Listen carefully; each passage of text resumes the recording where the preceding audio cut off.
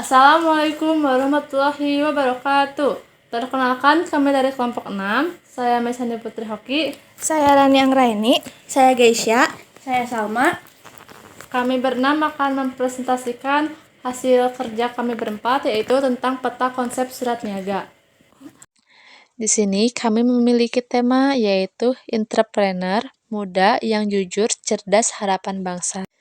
Di sini kami juga akan menjelaskan apa itu manfaat surat niaga. Di sini kami akan menyampaikan 3 poin manfaat surat niaga kepada kalian semua. Pertama, sebagai alat komunikasi resmi. Digunakan untuk menyampaikan informasi, penawaran, atau permintaan dalam dunia perdagangan atau bisnis. Kedua, sebagai bukti tertulis, surat niaga dapat menjadi bukti sah jika terjadi kesalahpahaman, perselisihan, atau perjanjian bisnis. Ketiga, meningkatkan profesionalitas. Dengan adanya surat resmi, perusahaan atau individu terlihat lebih terpercaya dan profesional di mata mitra bisnis. Pertama-tama, kelompok kami akan menjelaskan tentang apa itu surat niaga yang akan dijelaskan oleh Geisha.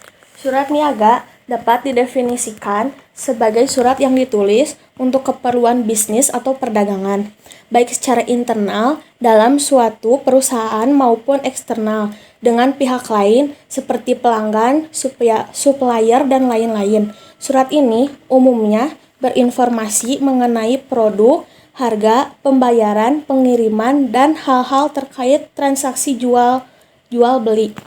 Nah, yang kedua, kelompok kami akan menjelaskan tentang apa itu surat pemesanan karena kelompok kami kebagian membuat peta konsep tentang surat pemesanan. Penjelasan surat pemesanan akan dijelaskan oleh Salma. Surat niaga pemesanan adalah surat resmi yang digunakan oleh perorangan, toko, atau perusahaan untuk memesan barang atau jasa kepada pihak penjual atau penyedia. Surat ini bersifat formal dan menggunakan bahasa baku karena bertujuan sebagai bukti tertulis adanya transaksi. Di dalamnya biasanya tercantum identitas pemesanan, jenis barang atau jasa yang dipesan, jumlah, spesifikasi, harga, hingga cara pembayaran yang diinginkan. Dengan adanya surat pemesanan, hubungan antara pemesan dan penjual menjadi lebih jelas serta dapat menghindari kesalahpahaman. Selain itu, surat ini juga berfungsi sebagai arsip penting yang memudahkan tindak lanjut dan kegiatan perdagangan. Selanjutnya, di sini saya akan menjelaskan peta konsep yang kelompok kami buat, yaitu tentang surat pemesanan. Pertama, ada kepala surat. Di kepala surat biasanya berisikan tentang nama perusahaan, jalan perusahaan, email perusahaan, telepon perusahaan, dan logo perusahaan. Nah, yang kedua ada tanggal surat. Tanggal surat untuk mengetahui kapan surat ini dibuat. Nah, yang ketiga ada nomor surat.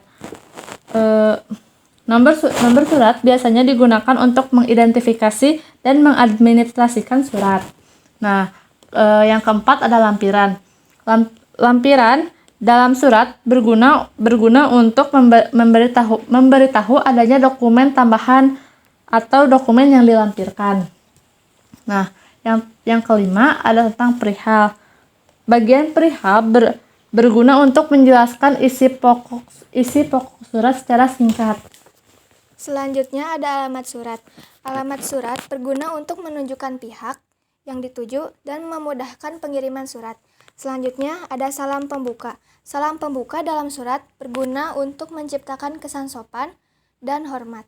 Yang selanjutnya ada isi surat. Isi surat berisikan paragraf pembuka, paragraf isi, dan paragraf penutup.